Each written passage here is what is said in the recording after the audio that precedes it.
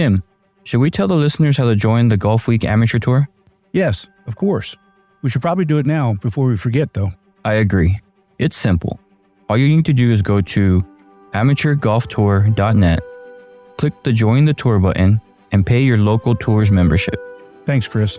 Membership for 2024 is open, so register today to join the oldest, largest, and best amateur tour in the country. And remember, this podcast can be found on all the major platforms.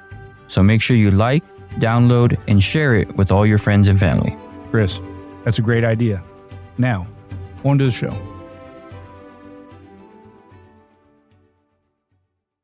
All right, Chris, now that we're halfway into March, the tournament schedule is really heating up. You have any idea how many markets had tournaments since our last episode? Off the top of my head, maybe 30? I would assume a lot of people are getting pretty close with weather calming down and up north, so I would assume that'd be a good number. Yeah, so you're close. There's a total of 47 local markets for Golfweek and a total of 27 local markets for senior. And we had 23 markets at tournaments in the last 2 weeks and 13 seniors. So, that's close to half. Yeah, that's pretty cool to see that now everybody's starting to get to play events on both sides. I know you had one last week, and maybe we'll talk about that later. But we have 4 great guests this week. With one of them comes directly from a listener's questions. So hang with us till the end, and you'll hear all about it. You ready to get this started? Sounds good.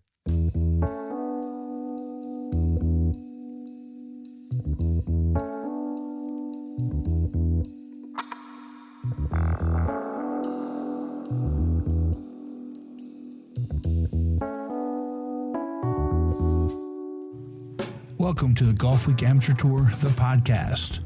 We are your hosts, Tim Newman and Chris Rocha. As the oldest and largest amateur golf tour in the country, we put on individual stroke play golf tournaments that are handicapped by flights in 48 cities across the country. The Golfweek Amateur Tour, where amateurs play like pros.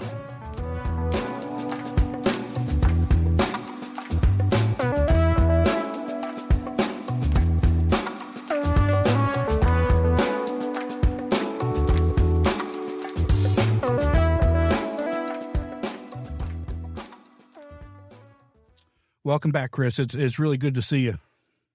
Likewise. It seems like it's forever in between episodes, but we got these interviews nonstop, and it's good to have some conversations about golf. Yeah, and I always feel kind of funny when I say good to see you. I see you and you see me, but when we do right. this, nobody wants to see us, so they just get the voices. For now, at least. Oh boy, here we go. So I know you had a tournament last weekend, but I wanted to wish your wife a happy birthday. I know you spent the weekend, before celebrating with her. Yeah, I appreciate it. We usually go all out for her birthday. The boys love celebrating it, so we kind of gave her a birthday weekend because her birthday fell on Friday. But I will let her know. I'm pretty sure she's going to listen and be happy that we mentioned her. But I appreciate that, Tim. No worries. I was a little upset initially because I wanted to talk to you about my imaginary golf game that I was having in my head, where I should have had 8 birdies, but I didn't have any. So. Everybody's got the 8 birdie story. But that also goes to the bigger picture. We talk about the tour as a family and all these other things, but we also have to look at the importance of our wives, girlfriends, significant others in this whole process. Yeah. Does your wife help you run the tour at all? She'll help me set up as far as like print the scorecards, cart signs, that nature. But she's a huge help watching my 2 boys while I go out and do what needs to be done. We'll tell you this though, it was a long conversation we had before I took over as director. Because as long as the wife's happy, life is happy. That's right. So made sure that box was checked. But no, she's a huge help being able to do that. And, she travels with me when we travel. So it's a little vacation for her to just hang out, use spa, pool, whatever, while we go and golf and do our thing. So she's a big help. that's behind the scenes. Yeah, that's so good to hear because at least from my perspective, from a tour director perspective, number one, I'm very lucky that Jen not only helps and works for the national office, but I tell people that she really runs the show. I don't do a whole lot.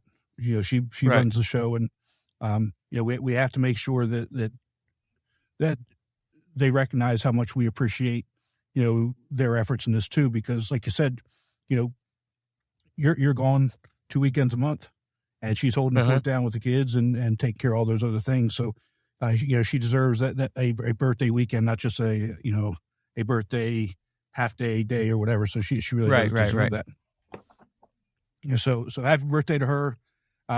We've got 4 great guests this week. We're going to talk to DC Tours new directors Cephas Franklin and Thompson Sawyer. They've got their first event coming up this coming weekend at Bristow Manor.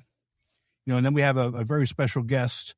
They came out of the listeners' questions from last week. So hang with us, for all 3 segments, and keep those questions coming. Yeah, definitely. Please send us more questions so we can answer them on the podcast. There was a lot of fun last time, and it opened so many doors for us to get guests that we may not have had on future events. Yeah, and I got a question already, for Roger for our next episode. I'll send to him and make sure he's prepared for. Yeah. But let's talk about our first guest. How did you get your start into playing golf? Honestly, it was a little bit weird. My dad grew up playing golf. He was a great golfer. Could putt with his eyes closed, it seemed like, every time, no matter if it was 5 feet or 50 feet. But growing up, it was always range, never got to play. So me and my brother decided to play the sport that requires the tallest players, basketball. And we're 5'5", and thought we could make it into the NBA at 5'5". Well, you're right there at that sweet spot, right there with that, in El Paso, it wasn't too bad, but once you get, East Texas, you're shorter than the water cooler at that point.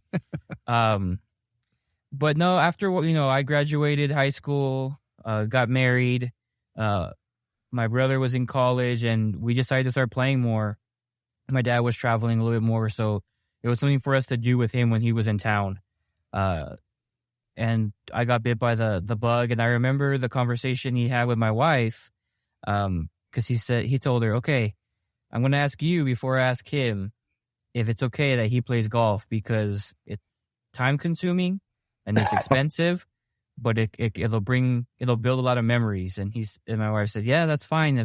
I know he's a competitive. I know he wants to be active, and from that moment on, I've been playing golf ever since. So it brings memories, that I've had with my father, with my brother, traveling around the country to play golf tournaments. But yeah, that's how it started. Looking back, I wish I would have played when I was younger or in high school instead of basketball. But you can't erase the past. You just got to make memories in the future. Right. Well, I'm kind of the same way. I grew up playing, with my dad.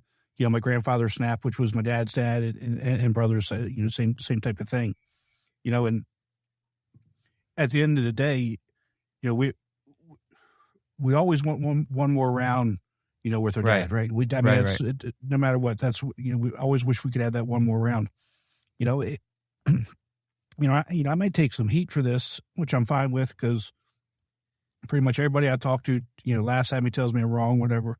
I'm okay with it. And this is no disrespect to the Masters tournament, but I think the best tournament in the world is the U.S. Open. And the reason for that, the final round is always on Father's Day. Right. It symbolizes a lot of what is great about the game. Anybody who can qualify can get in and win and be our national champion, and, celebrate that, with dad, with family. Right. And it all comes back to, most of us, being introduced, to the game by our fathers. And that doesn't mean just sons, it means daughters as well, because I did the same. Yeah, I've got daughters, I tried to get them involved, and I'm still hoping that eventually they'll come around and, grandkids, hopefully I'll get them involved too. But our first guest is the dad of a previous guest. He plays on the Kansas tour. So please, let's welcome in Terry Cardwell. Terry, thanks so much for joining us and taking some time out of your day. Thanks, Tim, for inviting me. Chris, thanks for having me. No problem. Appreciate you coming on. So, Tyler sung your praises and he sent me a bunch of stats, that I had no idea about, so you're going into your fourth year on tour and you've already won, your points championship the first 3 years. Are you, are people gunning for you this year or are you just going to blow them away and maybe move up a flight? No, I want to be known from here on out as the Jeff Wong of the D flight. I know who Jeff Wong is, but I want everybody, when I come to the golf course, I want them to go, that's him. That's the guy over there. And it's been happening. But yeah, I'm currently going for 3 years in a row. This would be, if I win the points this year, that'd be 3 years in a row in the D flight.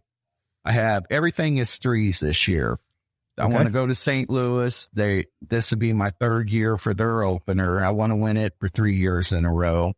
I have the Silo Ridge. We play out there. I won that tournament 2 years in a row. So I want to go there, win that for the third time. Okay. Hilton Head is, this would be my third year going down there. I did good the first year, the second year, not so good, but I want to be able to go and crack the top 10. That's my goal for this year. Stay in the D flight. I don't really care about the big guys up above. I'd just rather be in the D flight. Hey, there's nothing wrong with being in a D flight. I mean, I started in D flight when I first joined the tour and moved my way up. So I never make fun of the D flight because there's some golfers there that, just a tweak here and there can easily change from D to B. Right. Well, let me tell you this, though, because I have a tournament here in Arizona I go to every year, and trying to win it 3 years in a row is, in my opinion, one of the hardest things that I had to try to accomplish, just because everybody's out to get you. Right. So, unfortunately, I was unable to three-peat. I ended up getting third by like 2 strokes, but it's the fun, the competition, the adrenaline when you're getting close to the end. So enjoy it. Good luck. Hopefully we can hear, some good stories and let all our listeners know that you got the three-peats. Right. I appreciate that, Chris. But, you bring up Jeff Wong and, I think this is like a common misconception about, the tour. And, to me, it doesn't really matter what flight you're in. It's the excitement of the players, when they win, sometimes, when they finish second or if they lose in a playoff, that feeling that they get it doesn't really matter what flight they're in. Everybody's feeling those same emotions, the elation, the sense of failure, defeat, whatever that is. And so it doesn't really matter your skill level because, we're all having those same emotions. It is. It's a blast playing on this tour. I've stepped out of my safety zone this year and went out to Vegas to play in one of the Western Icebreaker. Okay. And yeah, it's something I've never done before. And I'm, a couple more tournaments on the schedule that I'd like to go play in because you meet so many nice people. Every tournament I've played in out of town has always been nice people. And I enjoy meeting a lot of people. And with being able to do this has enabled me to do that. Any other regionals besides the Vegas one that you're considering going to? Well, I'd like to go to the Sequoia. I'd really like to go there. My brother-in-law lives in Atlanta, and he has a house outside of Asheville. So I can get my wife to go and think I'm doing her a favor, but I could also go do what I want to do. See, Chris, you got to keep. It goes back to you got to keep the wife happy. That goes for players too. I only talked about tour directors, but players are going every other weekend too. They they're either coming to watch or they're holding the house down or doing whatever else. So yeah. So again, Terry got to keep her happy. Make sure she understands. there's a lot of things to do while you're playing golf and going to the casino and gambling and doing those other things. There's a lot of other things up in Sequoia for her to be able to do as well. Right. Well, we went to Vegas. It was a birthday gift for her, but her daughter lives in Las Vegas. So I made it sound like, I'm buying you these tickets for you and your daughter, but I'd like to tag along. And there's a golf tournament out there I'd like to play in. Smart man. I think that's what my wife asked. That's her first question when we found a trip. So, are you golfing? Maybe. Let me check the schedule. Look, what are the odds?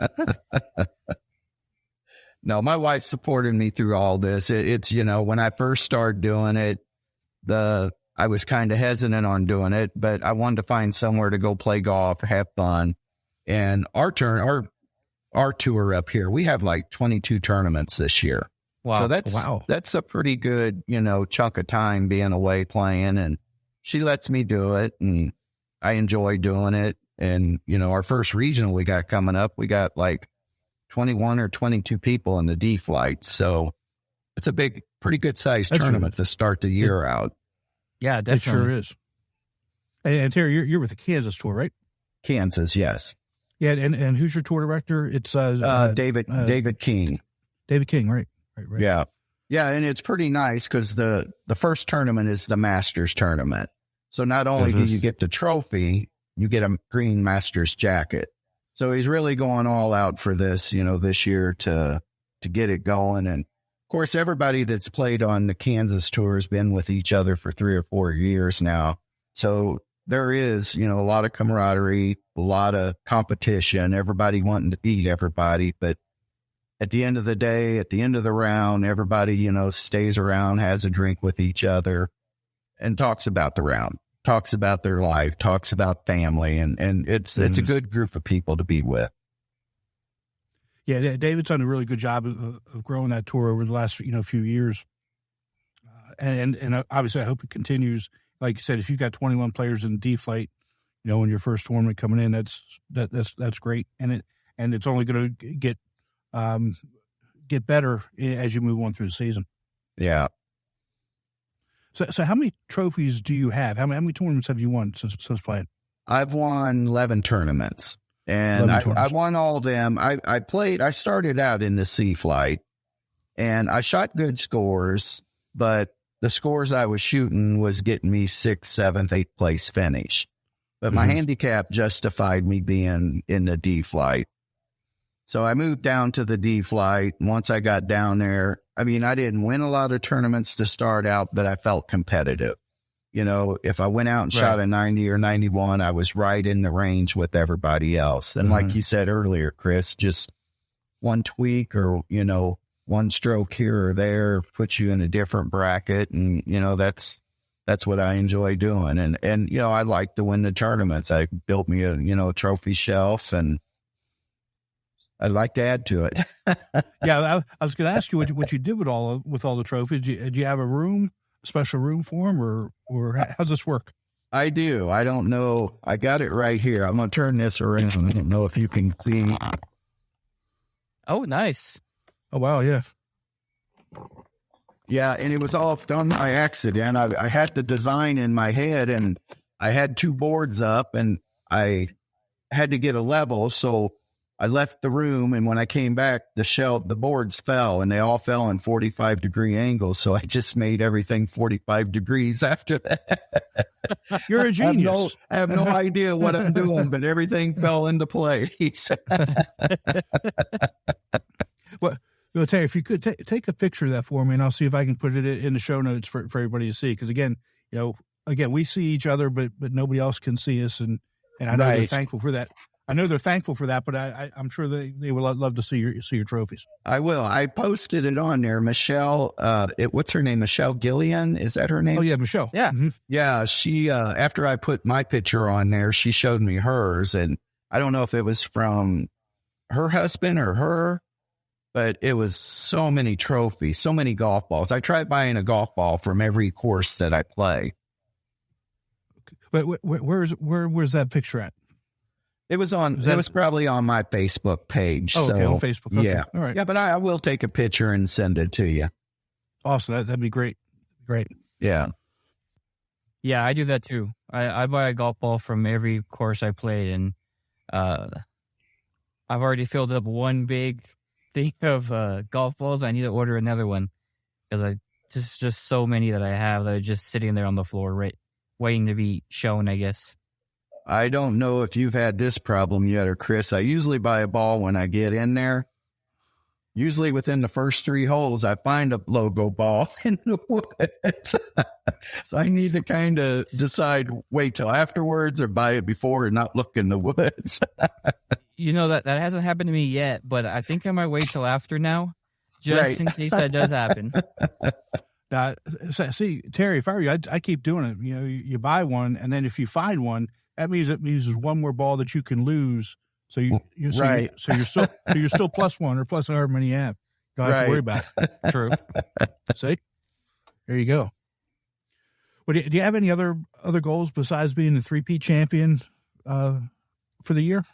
I like to be an ambassador for David's tour, for the Kansas tour, but I also like to be an ambassador for the St. Louis tour. We're 250 miles apart. It gives me a chance to be with Tyler, but I like to go over there to the new players that he's got coming because he can't play with these people. He could talk to them, and, I'd like to be an ambassador to the tour and promote it, to get people more interested in it. The tour, it seems like it goes up and it, it's just valleys, peaks and valleys.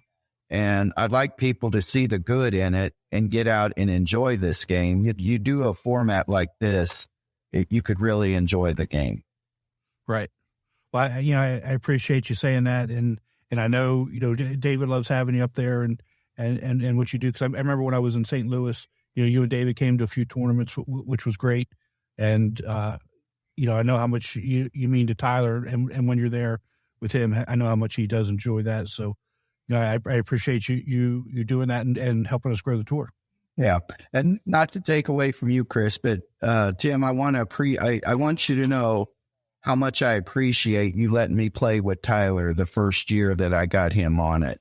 I know you told me that, you didn't have that chance with your dad, but you wanted to make sure that we got to play, even though we were in different flights. And that meant the world to me that you would do something like that for us. Well, I appreciate it. I had a similar request for the tournament that we have coming up this weekend, and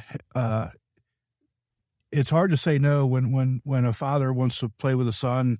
This tournament coming up, his father, his son's in the military. They're in different flights, and it's going to be kind of tough, but I'm going to make it happen because, like I talked about it in the opening, we all started playing because of our dads, and we always want one more round, no matter what. I'd always want to play one more round with my dad and my grandfather, and if I can be that conduit, I'm happy to do it. Well, it was much appreciated. I really enjoyed it. Let's take a quick break and hear from our sponsor, Srixon. A great iron set needs more than good looks. It's got to be fast and got to be pure. But good looks never hurt either. The all-new ZX Mark II irons from Srixon. Well, I'm so happy for that. Well, again, thank you so much for taking some time out. I hope you have a great year, and I know I'll be talking to you and seeing you over the course of the year. Okay. Thanks, Chris. Thanks, Tim. Thanks, Terry. I appreciate you. Okay. Take care. All right. Chris, having Terry on, as a dad, who got his son started in this, it's touching that he remembers something that we did for him 4 years ago, and let them play together. And actually that was a tour championship. When you know how it is with scores, you're supposed to end up playing where you're supposed to play. Right. But to hear that me making that exception so he could still play with Tyler, it meant something to him. And again, we always want one more round. And again, like I told him, if I could be that conduit for that, so be it. And I don't want to be that guy that, oh, you didn't let me play with my son, Yeah. and so, but you know how it is. I don't know if you have ever been in this situation of father sons playing or not.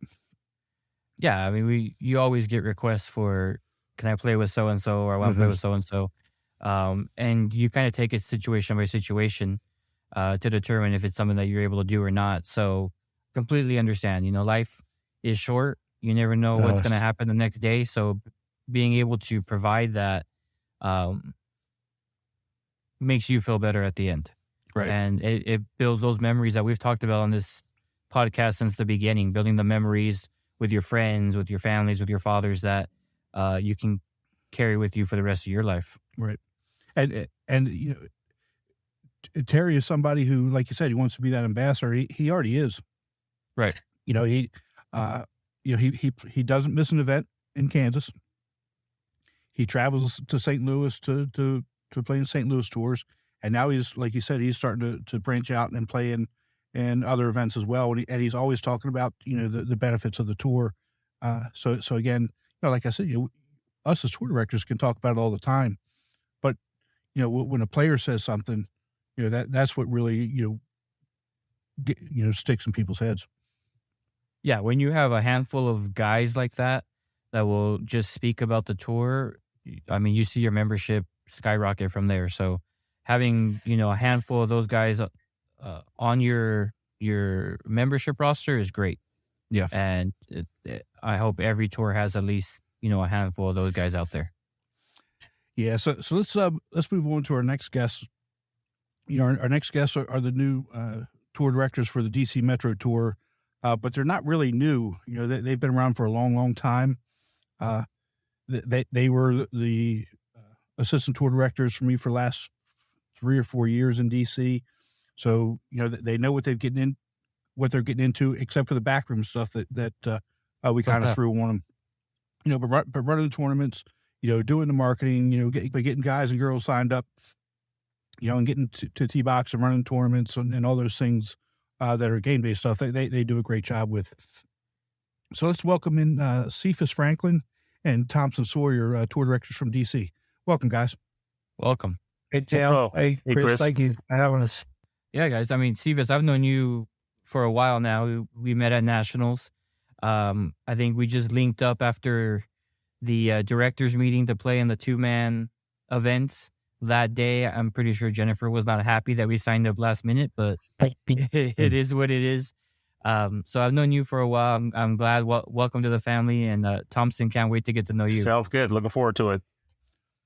Well, Chris, let me give you a little bit of insight. Okay, so Cephas has been on tour since I think it was 2011. Yep. Right.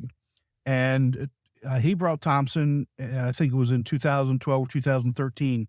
And I remember the look on Thompson's face at the end of the first round he played. So, Tim, can I talk about that one for a minute? Yeah, go ahead. Yes, so I met you and Jen at the Washington, D.C. golf show January 2011.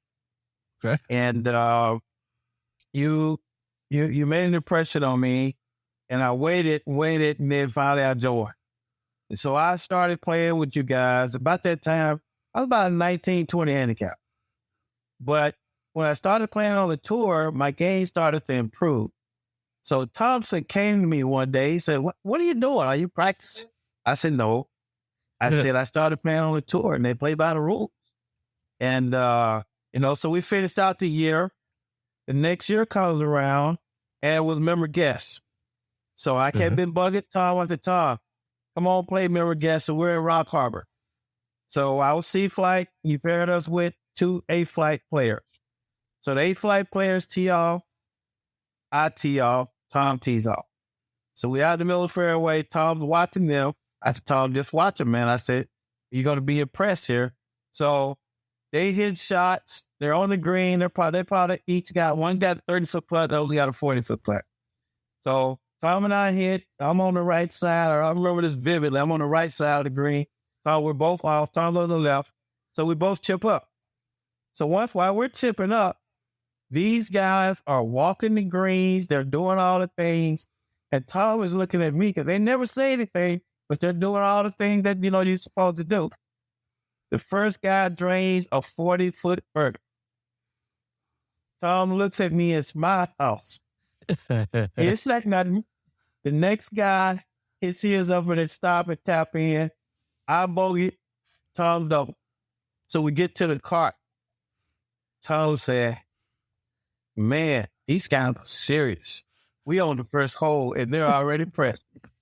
And I told him, I said, that's why I joined. And Tom, I'll let you chime in. I see him shaking his head. Go ahead, Tom. Yeah. It was absolutely amazing because they got on the green and they were walking behind the ball. They walked to the other side. One of the guys, got down on the squat and was looking at the line. The other guy was doing the Camilo Villegas where he was like down on the ground. And I'm like going, what is going on? And then they hit these putts and they both, one guy taps in, the first guy makes it, second guy taps in, and we get in the cart and I look at C and I'm like, what the hell is going on here? And it wasn't until we got further down and played another hole. And at Rock Harbor, they had this one that was across the water. It was a carry. Well, we were way up close. And, we were on a fake artificial tee box. It was AstroTurf. And these guys stopped behind us, and I couldn't even see where they were behind us. And all I heard was this crack, and then the ball's bouncing in the fairway. And I looked at C, and I said, oh, man, this is serious. And at that point in time, I was hooked. I was like, okay, this is it. I'm in. And I think I was all in from that point on until the injury, and then I got back in. So, but yeah, I love it. I absolutely love it. Well, even with the injury, when you didn't play, you still came around a few times because but we wanted to see it. And you wanted to be around the guys. Absolutely. And that's again, that's part of it. That's I keep saying this. We've talked about it, but that again is another example of what this tour means to players. Yeah, Tim, and I will tell you, the other part of that is a family atmosphere. I remember when I met Chris. We actually played together, Chris. I don't know if you remember. We played around together. And I met Chris and we hit it off. And from that point on, I don't care what tournament I went to, if Chris was there, I always looked him up. I always tried to look and see what flight he was in. And if there was a 2-man, I'd be like, hey, Chris, you want to get in the 2-man? I mean, and then, it's guys like Jimmy Sullivan out of upstate South Carolina. The folks like that. I mean, I can go anywhere now and stop. Matter of fact, I rode through upstate about a year ago, called Jimmy. I said, hey, man, he took me out to dinner. I was staying in a hotel there. So, I mean, the tour is really a family, and I don't care where you go across the country, you're going to meet people, and then you're going to meet friends for life. That's facts. That's complete facts. I mean, when I saw you at the director's meeting, I was first-year director, get this address to this house to go to. And I'm like, okay, I hope this is the right house because pitch black. They say don't walk in the dark because there's gators everywhere.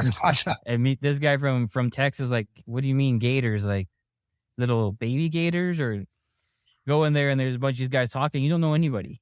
I look for Gabe Garcia because I know him, but I don't think he went that year. So I'm just sitting there in the corner. I'm like, hey, I know you. We played together. So it is like a family. But Cephas, I mean, we brought this up a couple of times on the podcast, and I kind of want to walk through it with you. Your cart situation. All right. I know we have numerous things you put on that cart. Walk our listeners through what we're seeing on there. And if the myth is true that there's a pizza maker in your bag somewhere as well. Well, let me see. Let me see how to pick. So first of all, before I started helping Tim run the tour, I would always have my little pad on there. It was a Android pad where I would do live score. So I would just take live score without anybody. Some guys say that takes away from the game or whatever. So I had my pad on there for live score. But before I started hanging it, it was in it was always in the little cubby hole. And I'm going to give you a story on why I hang it now, okay? So I had that. Then I had my little cigar clip, and I am a sky golf guy, so I had my sky cat. Okay? So those are the things that I have on the cart. Okay? So what happened was we were at a season-ending tournament at Penn National. I had my pad inside the little cubby hole, and I lit a cigar while we were standing on hole number 3, part 3, couldn't go anywhere. So I'm playing with the champ guys because I went out. I always go out first so I can get in and help Tim or Jen, do stuff. So I always went out the first group. And Tom went out in the last group. He was a starter and went out in the last group. So I light the cigar, start puffing on it, forget that it's a towel in the cubby hole. Oh, no. Throw the torch lighter into the cubby hole and walk away from the cart. Oh, my gosh. Okay? We're standing on the tee box, and Tony Bostic looks at me and said, something is on fire. I turn around and look. The cubby hole is on fire. So I run over there, and the first thing I do is grab the pad, pull it out, throw it down. Took the towel out, throw it on the ground, put water on it. And now I burn a hole, no kidding, a hole through the bottom of the cart right there. So I'm like, oh man, I'm going to have to pay for this thing. But anyway, so now let's talk about why I have what I have on the cart. So I told you initially it was about doing live score. Right. Since I started running things for Tim and Jen, I have my iPad additionally on the cart. So I have the one with live score where I can see what's going on. I got my Sky Caddy. I got my clip-on rangefinder. I got my cigar clip. In the cubby hole, I got my Golfweek koozie. And now I got an iPad. And on the iPad, I am tracking pace of play. So in between playing and, trying to keep pace of play going, that's my little thing. So you call Lyle takes a picture every time he sees me and laugh about it. Because he's like, hey, man, you got every gadget in the world that you could golf with on your cart. And he's right. I pretty much do. But I use that. To me, it's a comfort thing. So it takes my mind off of bad shots and all that other stuff. Some guys take niggas bad shot and they get mad. Well, I go to do other things and then refocus on the next shot. But you forgot the wing. Tom, I'm going to use You forgot the wingman and your speaker. Yeah. And your speaker. Yeah. Oh, and don't forget, Tim. I blame Tim and Dennis because you guys had that in the gift. And the new gifts now is the phone caddy. Before we used to keep it in the cubby hole. Now you just strap it onto the cart on the side. So you add that to it. So yeah, I'm pretty much right behind C. I got the phone, cigar, Sky Golf, iPad. Yeah, that's pretty much it. But yeah, C does have the kitchen sink, and it's always a point of conversation no matter where we go and what tournament we play in. But the other reason, I'm an IT guy, computer science degree. I love gadgets. And so that just helps. That's a calming factor for me. So that's why, Chris. But the thing about it for me, though, is you don't ever forget anything. I mean, you put it up and it comes down. You never leave anything in the cart. Where our players, they have like one or two things, and we end up with at the end of the season with so much lost and found. It's crazy. How do you not forget everything? You got a checklist, it's a mental. It's a mental thing. So I will tell you, I had enough things a couple of times, and I've gone back to the course and I've worn them out until I found it. It's a mental thing. I get to the cart and I get sometimes I get in a hurry and I get to the cart and I was like, you left this, and you turn around and you run back. I've lost a couple of cigar clips. So before when we first started smoking cigars, Tom and I on the tour, we smoked them outside just to have fun, but we were riding and smoking. We didn't have the clip. So I went out on Amazon and found the clip. I bought 4. I gave Tom one. Jeff's another guy that plays with us on the weekend. He smoked cigars. I bought him one. And I bought me 2, just in case I lost one. Remember, you're a military guy. If you got one, you got none. You got two, you got one. That's right. That's right. Well, I appreciate you running that down with us because I remember, I think we played together at Whistling Straits last year, and yep. I pulled up to the car, and I don't even remember you having that much stuff on, and it looked like a Transformers car over there. Yeah, well, it's a little different now that you're assistant helping tell them versus just being a player. You have to add all the other things that are important that help you keep things going. Right. You know, and guys think that when I'm playing, I'm not monitoring the pace of play or anything like that until they start getting messages. Now, I hope the new system allow us to continue to send messages because that's an important thing in trying to keep, pace of play moving. Yeah, I think that's a feature that's coming. Okay. I don't think we have it now, but I do think that's something that's in process and is coming down the pike.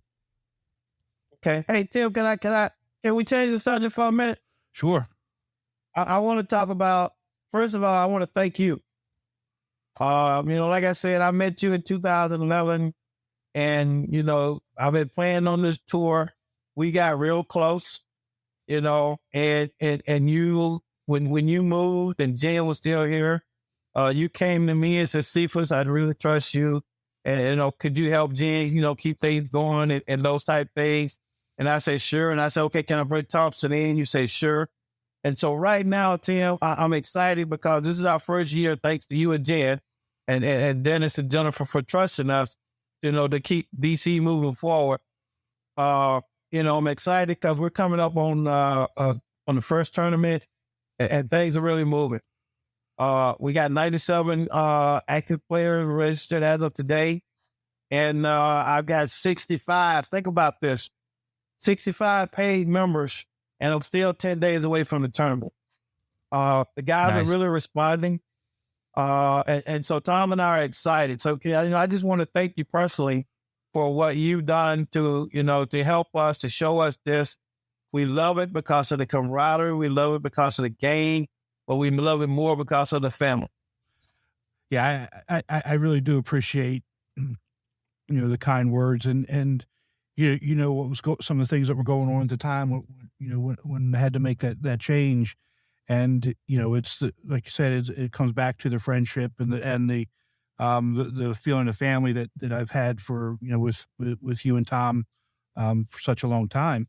I wouldn't have trusted anybody else with it. Right. And so you guys have done a great job. And, as Jen and I have talked, the idea of giving DC up, which we built, over the last 14 years, honestly was a hard one. Not because I didn't think you all could do it. It's just the idea of, it's all the friendships that we have in DC. But you guys are going to do a phenomenal job. I'm looking forward to seeing what you're doing. And it seems one thing you didn't say, let me back up for a second. You introduced me to Al, who is my assistant tour director in Atlanta. I couldn't do what we do in Atlanta without Al. Yeah. I remember you and I were talking during some of those things that you said you had going on. And you're like, hey, while I'm down here, I'm really trying to grow Atlanta, man, but I need some help. And I said, well, hey, Tim, I think I got the right person. They had the right person for you. So I said, no, let me introduce you to Al. Al is like a brother-in-law to me. My wife and Al's wife were god sisters. And they grew up in the same place, same thing, whole 9 yards. And, I had talked to Al about it, and he was interested in looking at it. He was a Parks and Recs director for years there in the Atlanta area, had retired, and was looking for something to do. And so, so that was, we still talk about that today, how we made that connection. And that connection has taken off just the same as what we did. Right. And again, it comes back to that friendship and that feeling of family. So what do you guys have planned for your first year? Before you answer, just so everybody knows, Cephas and Tom have been friends for years, and they have, their roles just like anybody else. And Cephas says that he's the face, and Tom is the muscle. And like I was joking with Tom before he come in, I was surprised that he actually said yes to this because he's generally isn't the talker. But I'd like to hear from both of you, both Cephas and Tom, about what you guys have planned for this year. I'm going to let Tom go first. Let's take a quick break and hear from our sponsor, Srixon. ZX Mark II drivers are for major players, major winners, major power. All new ZX Mark II drivers, only from Srixon.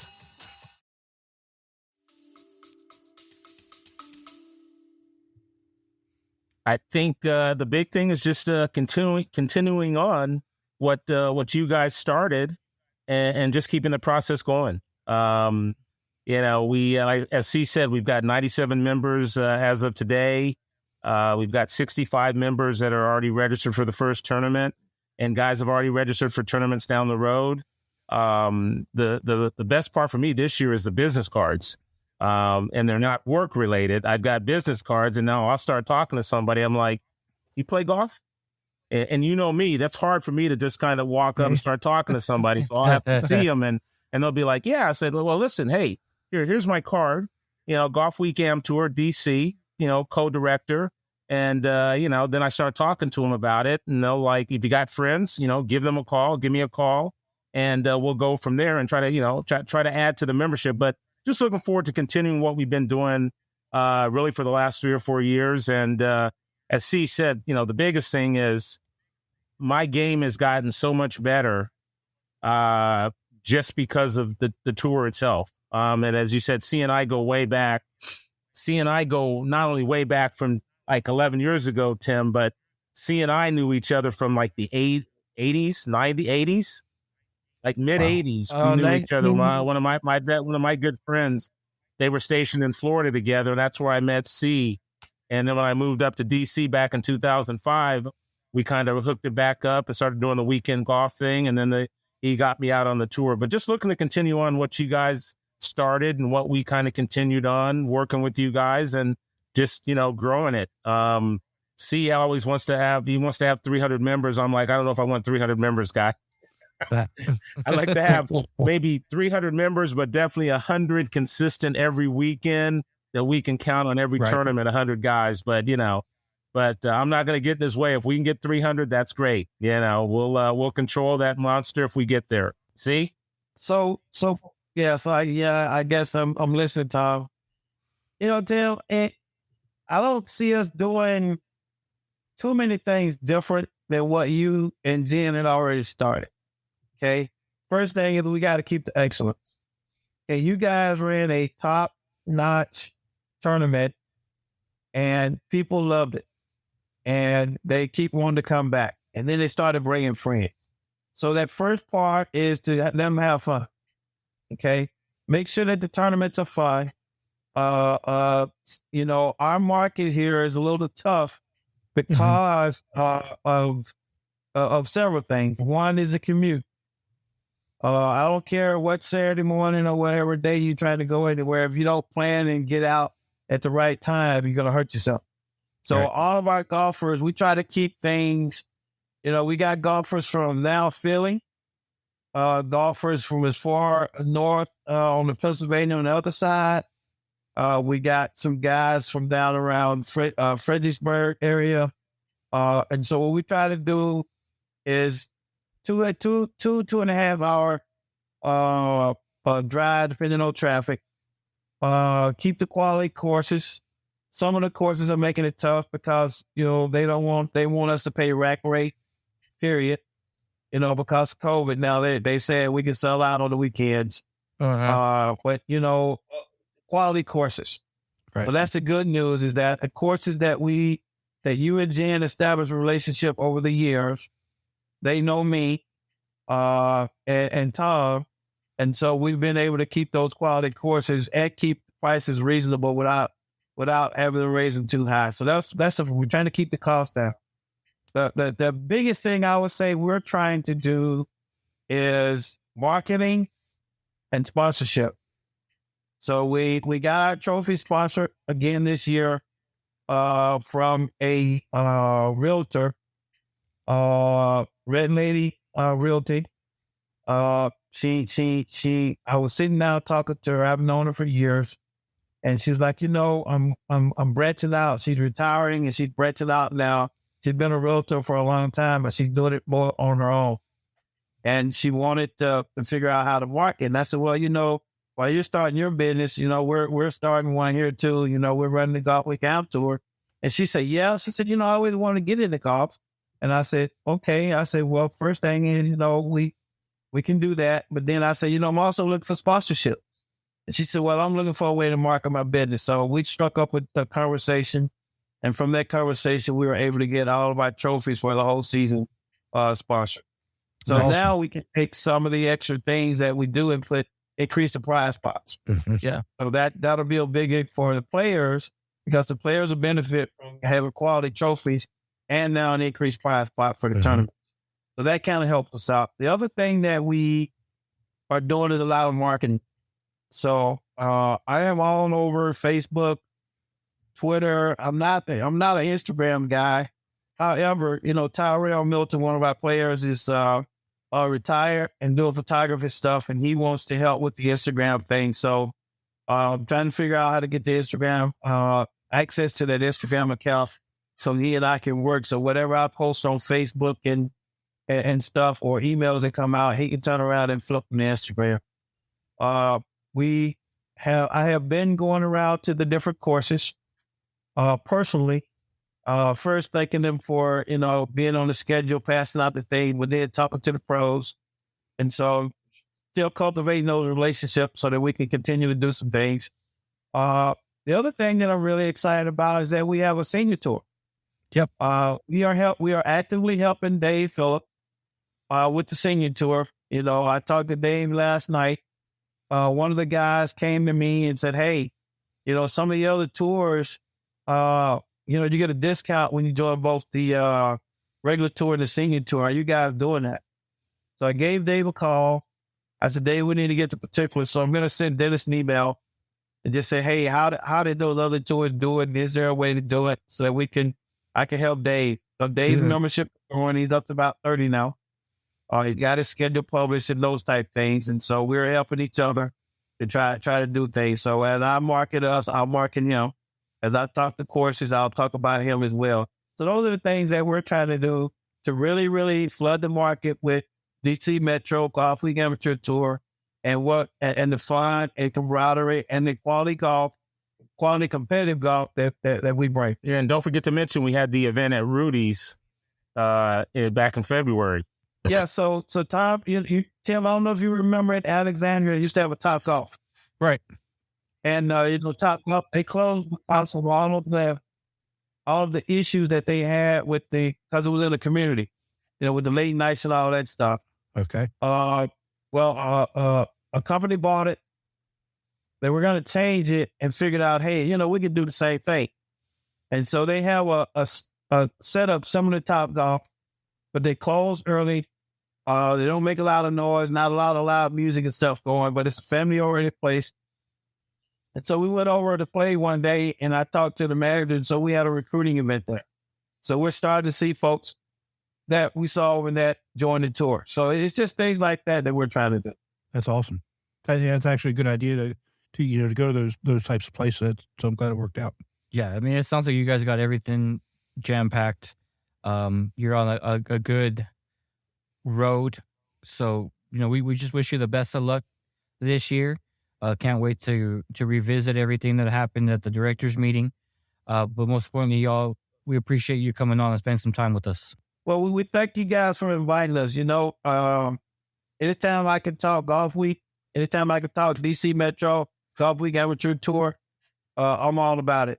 My experience in this organization as a player, as an assistant director, and now as a director has been nothing but phenomenal. And when Tim and Jen approached us about this, and Tom and I did some deep thought, that was the first thing that we said to each other, is that the relationships that we've cultivated and built, the camaraderie, the family-oriented environment, and the quality of the golf is second to none. And yeah, we would love to do this. So Tom, I'll let you talk and then we'll turn over to Tim. as I said, what you said, and then I always enjoy confusing Tim. Having him totally confused. So yeah. Well, I'll just be honest with me. You did when we came to you, and you all didn't say yes right away. I was scared. I was like, "Holy shit! What are we gonna do if they say no?" I was like, "What?" I didn't know what to say. The thing was, Tim, initially we were kind of shocked. I'll be honest with you. You always dream about something and think about something, but you're like, it's gonna be okay. And when it happened, it was like, wait a minute, this is serious now. We really gotta, because it takes a commitment. And it's gotta be something that you love. It's gotta be something that you want to do. It's gotta be something that you want to create for other people.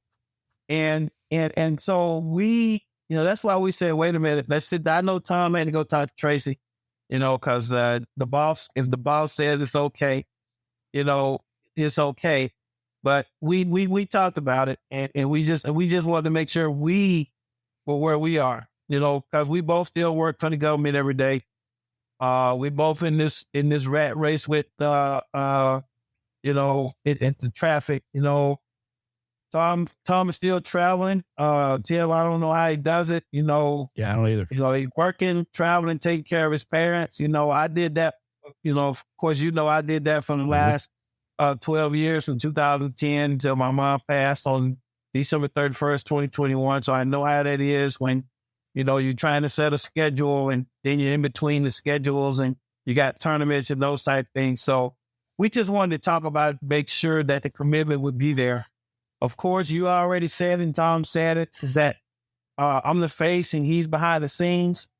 And so I'm the computer guy. He's the money guy. So, it's like Batman and Robin. Right. I had to make sure that Robin was going to be with Batman before I said yeah. And so I just wanted to make sure that I had the support system that I needed, if we decided to do this. And he wanted to make sure that he had the support system. And so it's great for us. Well, I love you guys, and I know you're going to do a great job. And I'm not, like I tell everybody, I'm not going anywhere. I'm still here, so I'm sure we'll be talking. If you need anything, always around. And I wish you guys the very, very best, and send my best to all the players when you get started on the 18th. Yeah, we will. And thanks to you again, and Chris. Thanks. Yes, and I know I'm not going to make Arizona this time. We're going to California. We decided that once a year we're going to do something somewhere on this tour. This year we're going to play PGA West. Next year it'll probably be down in Georgia. But we're going to try to do that at least to have fun. It's always good to run them, but it's always good to go play when you don't have to run them. That makes it good too. So we're going to do a little of both. Nice. Well, you all have a good time. I do that as well, and I think I'm going to Missouri this year. So we'll catch up in Hilton Head. All right. Thanks again. All right. Thanks again, guys. Appreciate it. Guys, take care. All right. So Chris, Cephas and Thompson, they've been around a long time. I think they're going to do a really good job, with this being their first year flying solo. Yeah. I've known Cephas for a while now from National Championship, and he's a great guy. Fun to be around, always has a joke or two. So it's going to be great for those members up there to have them running the show. Yeah. The only thing with Cephas, though, is he's, takes him 45 minutes to unload his cart because he has all that stuff, hanging off all over. But he never leaves anything at the course. He has an inventory sheet. He's got it all. But I think that's the only thing that's going to be a stumbling block. Yeah. It's the transformer of golf carts. If you ever see it. It's got the 2 iPads, an iPhone, a cooler. He might have a pizza fridge back there. Who knows? Well, I'm sure he does. And don't forget his cigars. He's got cigars too. Yes, he does. So, yeah, but they're great guys, and I wish them all the best. And for those DC members, just because I'm not around doesn't mean I'm not around. So we're still here, and you can always reach out. But that leads us into our next guest. And if you remember in our last episode, we had a question from Don from DC about the time we had a Golfweek writer come to one of our events and write an article. Uh-huh. And we talked about it, and it really got me thinking. I couldn't actually find the article. I did a lot of searching, and so I actually reached out to him, and he's agreed to join us this episode. So let's welcome Adam Woodard from Golfweek. Adam, welcome, Good bud. to be here. Yeah, there are times when I don't really want to think about that round because it didn't quite go according to plan. And I remember talking to you after the round. You saw my score and looked at me. Do you remember what you said to me? You looked at me and said, "What happened?" I said, "I wish I could tell you because it wasn't pretty." So I didn't come in last. That's the only thing I can stake my hat on and stake my claim to, is I was not last in my flight, but I was flirting with it though. But no, it's good to be on here. And yeah, despite the horrible playing, it was one of the probably coolest things I've gotten to do at my job as far as unique experiences and stuff to do. So definitely took me out of my comfort zone, and I'm looking forward to talking about it more with you guys now. So thanks for having me on. Dude, that is so good to hear that ranks so high up on your career bucket list. I thought it was a great experience, No doubt.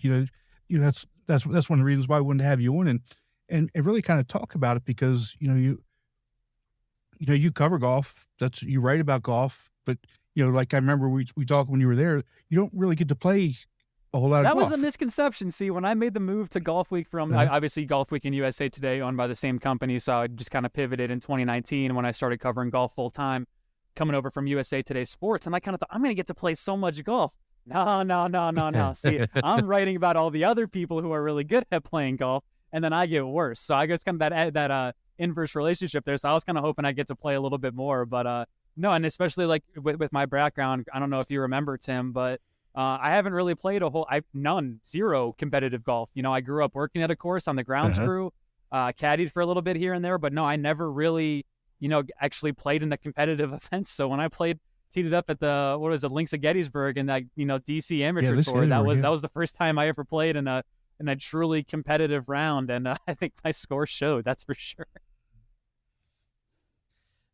Let me ask you this, Adam. Yeah. I mean, first off, thanks for coming on, and don't worry. That's Tim's catchphrase for anybody who comes in with a bad round, because I think he's told me that a couple of times at nationals. What happened out there? Yeah, and never have an answer for that. But going and covering one of the events. When I heard this story, I thought it was awesome. But what gave you the idea to go ahead and decide to do something like that? So to be honest, I knew that we had amateur events, but I mean, I'm not going to lie and say that I knew to what extent. I didn't realize how widespread and how many major U.S. markets that, Golfweek had amateur tours going around. I had no idea. I knew that there were some events going through D.C., but I didn't know how many of them there were. So I remember the first time when my editor approached me with the idea and said, "Hey, we'd like you to do this and write about it for the magazine." I was like, "You sure you want me to play?" Like, we have way better players on staff that they're going to put a way better picture of Golfweek staff players on there. That's for sure. But no, I immediately jumped at it once I did some thinking, and I realized there's going to be no videos, no swing videos. I was cool with that. With my score being out there, I knew I could deal with eventually. But no, it was a chance for me to really step out of my comfort zone and do something in this job that I haven't had a chance to do. Not to brag or be that guy, but I've covered everything from college events in Vegas to the 2018 Ryder Cup in Paris. So this job has taken me so many different places, and this was a really unique experience for me in my reporting career. And I thought, I could obviously play in these events if I wanted to sign up and do it, but the chance to actually write about it and share my experience with it was something I wanted to jump at right away. And I'm sure glad that I did, because looking back after, like I said earlier, I know I joked about how bad the score was, but really it was one of the coolest experiences I've had. I think my lead in it and in the story that I wrote was, I thought I knew pressure, and then I had 2 balls left with 1 hole to play and a 240-yard forced carry from where we were playing, and I started thinking, oh, this might not go very well, but I ended up finishing better than I started, and we worked out pretty well, and was able to finish the round officially, which was good. But no, it was one of those unique experiences where, I kind of thought about it for a second, but then knew that it was something I really wanted to sink my teeth into, and I still think about that round probably more than I should when I'm out on the course, and I don't have a very short memory when it comes to it. But no, it was like I said, I truly mean it. It was one of the coolest experiences in my reporting career, just because, like I said, really took me out of my comfort zone and made me flex a muscle that I haven't ever flexed before in my life. So it was a lot of fun, to say the least. Well, you played with a good group. I think you played with J.D. Word and L.C. Cheeks, and you settled down after a few holes, and and you played pretty well after a few holes, after you got comfortable. But staying on that first tee box, it doesn't matter if it's your first time in competitive golf or your, at least for us amateurs, or your 100th time, you still get those jitters. Yeah, and then you were taking pictures of me and stuff beforehand for the story and all that, trying to get some live action shots. And then I had all the people in my group watch me thinking, who's this guy that's just coming in and stuff. And I felt like I had to really show out. But once I got settled in and it was all good. And like I said, I think a lot of the times with golf, a lot of our best rounds or our most favorite rounds aren't necessarily the ones where we shot the lowest, but when we had the best groups. Yeah. And you guys really set me up for success, score aside. Putting me with those guys, they were so incredibly welcoming. I actually started out pretty well, and then the wheels really came off, and they were incredibly supportive. They never let me get too down on myself and everything. So, and I think that's one thing that speaks to, what you guys have built, especially in that DC chapter and across Golfweek events across the nation, is it's a very inclusive environment. It's not, there's no judgment if you're playing bad or hit bad shots. It's a very opening and welcoming environment. So, I'm not just speaking the company line. When I say it, I mean it. Like, if people who kind of want to feel those nerves and really get competitive, try out one of these Golfweek amateur events. I can't say it enough. It was a lot of fun, and it's something I wish I had more time to do, honestly. But unfortunately, I gotta, like I said earlier, spend more time writing about the guys who are actually good at golf and not just me who pretend to be every once in a while. Well, maybe you can go to your editor and say, I played in an amateur event. Why don't you hook me up in a pro-am?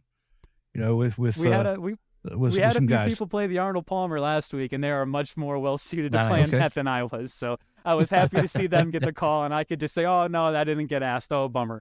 So I can just hide behind that. Yeah, it's good. Okay. I'm not sure if any pro-ams are going to be in my immediate future. Got to bring that handicap down a little bit more first. You keep bringing these up. Tell us some of your favorite things that you've gotten to do as far as writing for Golfweek. Besides playing with us for one event. Yeah, I mean, you guys are definitely up there. Obviously, it's a different comparison. Going to a Ryder Cup in Europe and being there for Paris was an incredible experience, and getting to see, just truly how passionate those European fans are. It was back when the that kind of Viking clap, everybody doing it at the same time, the slow clap really became a thing. And to see them do that when Rory stepped up for the first time, man, I still get chills. I'm sitting here just thinking about it. I still get chills just hearing how into it they were. So that was one. I made my pilgrimage first time to Augusta last year, which was great. Seeing Tiger be able to come back and be there for that was a truly incredible experience.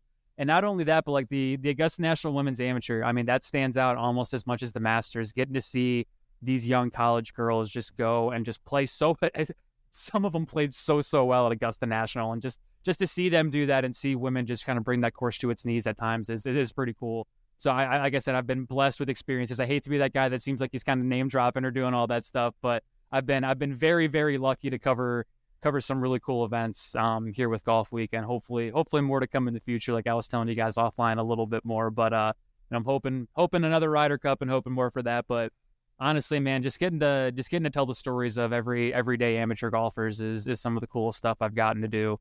I feel like so much golf fans view golf just through the professional lens, and I feel like we forget that the vast majority of players aren't professionals. It's your friends, it's your family that are going out there and just having fun. So getting to go out and tell some of those stories for the different amateur events is always a good time for me.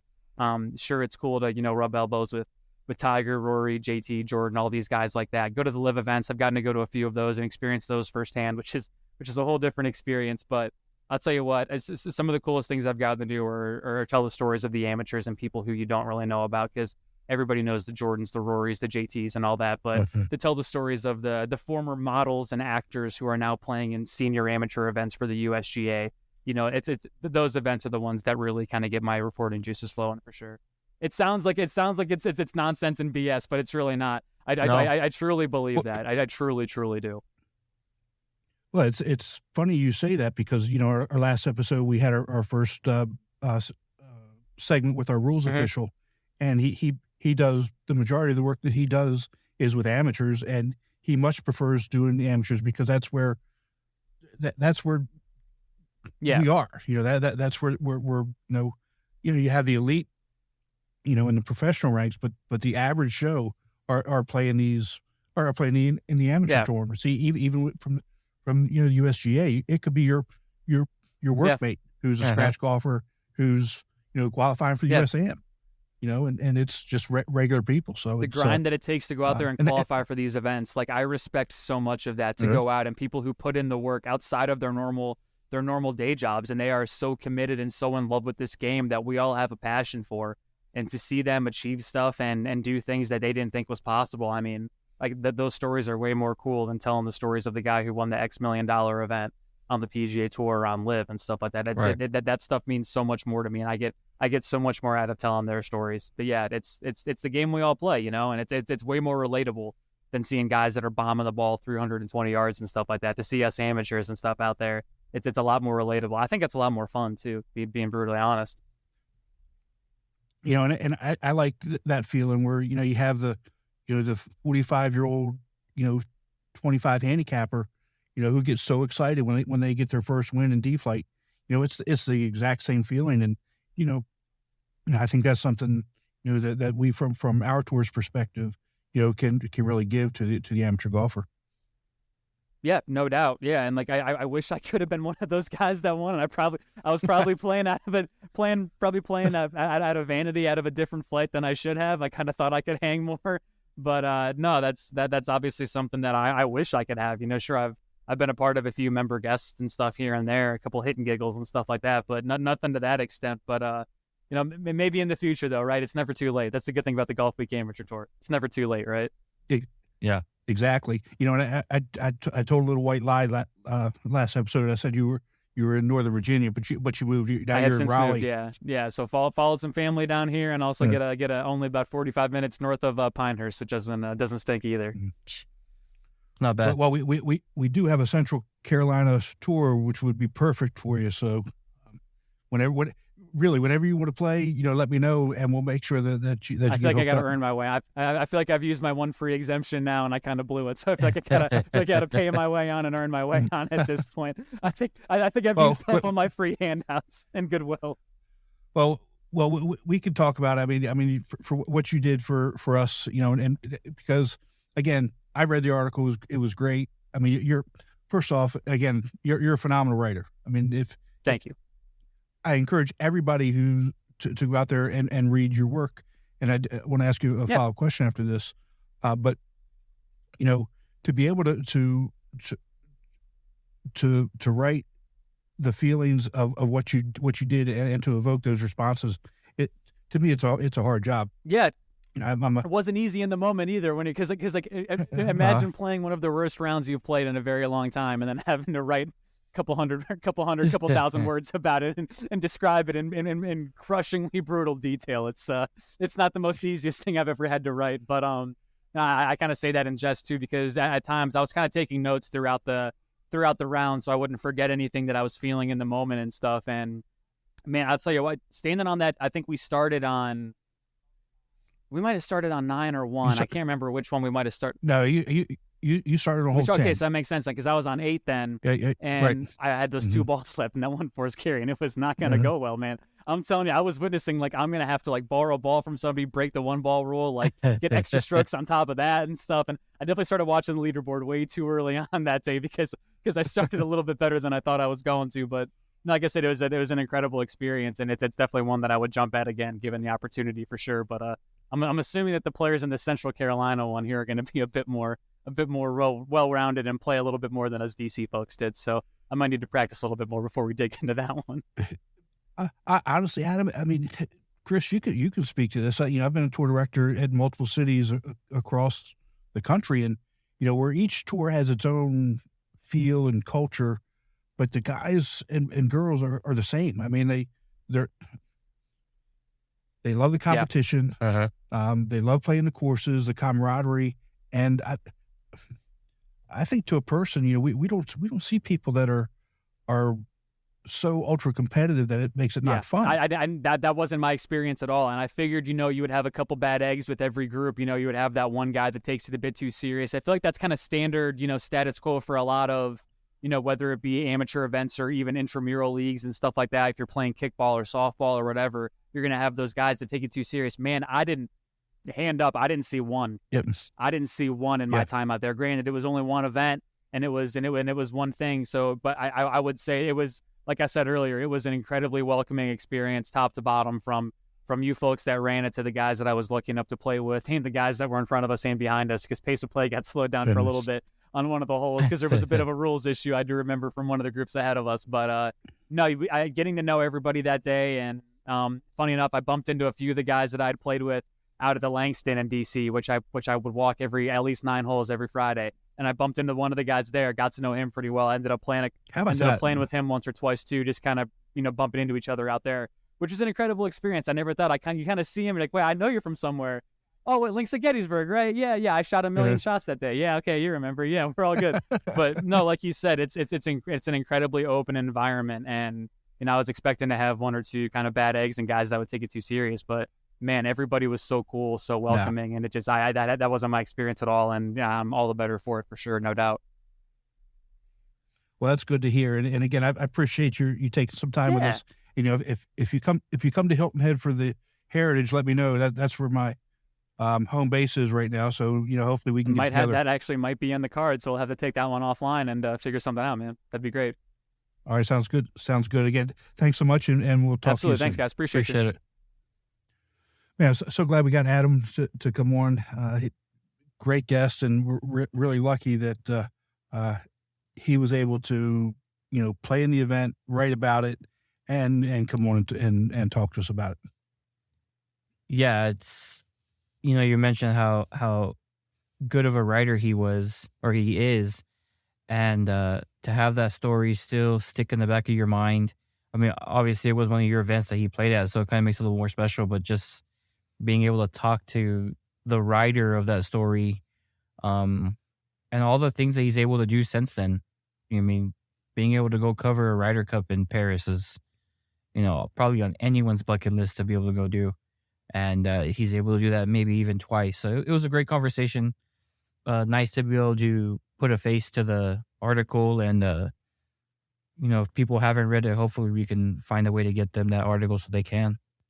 Yeah, and his genuine love of the tour and feelings of the day, and really, the whole process of, start to finish, from being asked to do it to, the follow up, and then, the friendships that he made, running into one of his playing partners, at another course, and those types of things. It's what tour is really all about. Yeah, we talk about it every episode. And it just seems like guests that we bring on, we don't even coach them to talk about it, but they go ahead and bring it up anyways, and how great it is, and the camaraderie. Can't say the word. And the way everybody is just friendly with everybody, regardless of whether you've been on the first time or you've played with them 5 events and things like that. So it's great to have the outside source being able to talk about it. All 4 of our guests brought that up, and we're all interrelated in that sense, from the family and camaraderie and friendship piece brings us all together, with Terry being from Kansas, Cephas and Tom in DC, and Adam, travels all over the world writing for Golfweek. It really is that common denominator, and happy that he did decide to come on and join us for some time. Yeah, definitely. It was great to have all our guests this episode. All right. So, we talked briefly in the opening, how many local markets had tournaments since our last episode. Any idea how many are going to have tournaments between now and our next episode? Well, since I was a little bit low on my total, I'm going to go a bit higher and say 45. You're close for a total. Okay, so we're going to have 27 local market golf weeks, which includes Atlanta. We're having our first one. DC's having their first one. Richmond is having their first one ever. St. Louis is going to be there. That's on the golf week side. But on the senior side, they're going to be 15, and there's a couple of good highlights here on the senior side. So, there's going to be a regional major. That's happening. you're having your first senior, and the very first inaugural DC is going to be occurring between this episode and the next one. So I wish everybody good luck. And again, if you're listening, go to the website, amateurgolftour.net, pull up the schedule, and, find a tournament, go play. Yeah. It's crazy how we talked about how golf is going to start increasing come March 1st. And I mean, we see it with how many tours are actually having events. So it's just I keep using the same analogy, but it's just the start of the roller coaster until we end that national championship for both tours. Exactly. And I'm looking forward to getting Atlanta started, and I know you're looking forward to getting your senior season started as well. And it's we talked about it at the beginning. Wives, girlfriends, significant others, get ready to play your role, either help or hold down the house or food or whatever you want to call it. Take care of the kids, and we'll see you again in October. Yeah, it's like we mentioned.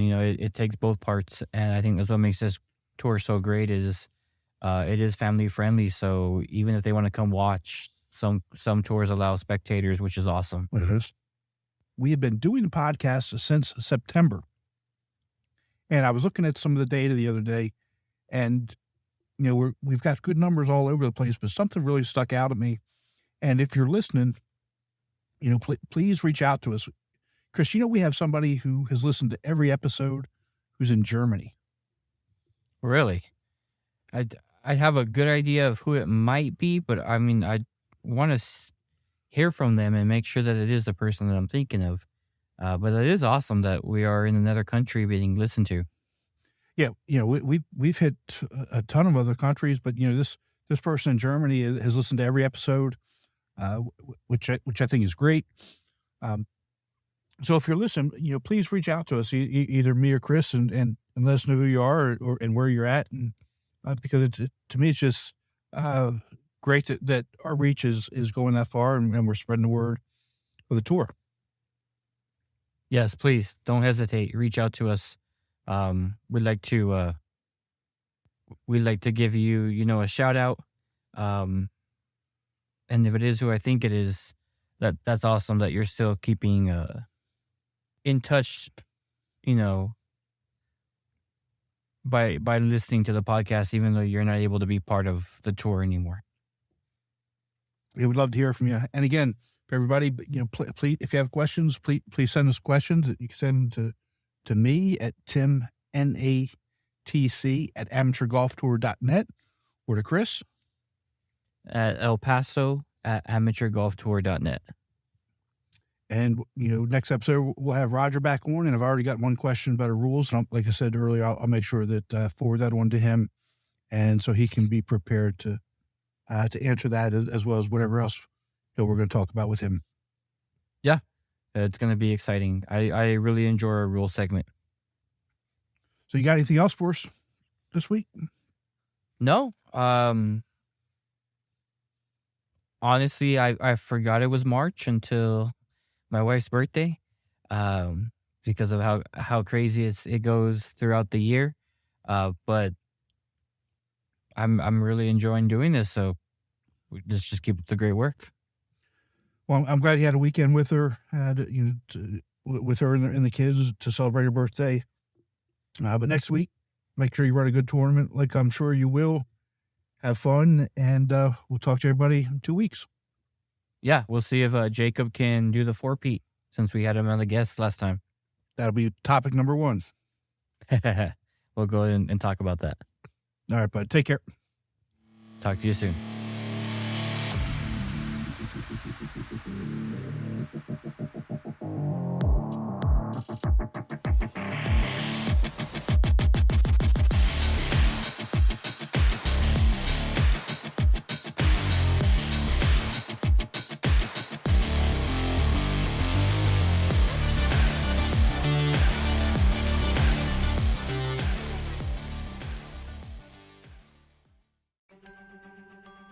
Chris, we didn't do it again. What didn't we do? We didn't say how to join the tour. That's right. It's simple. All you need to do is go to amateurgolftour.net, click the Join the Tour button, and pay your local tour's membership. Thanks, Chris. Membership for 2024 is open, so register today to join the oldest, largest, and best amateur tour in the country.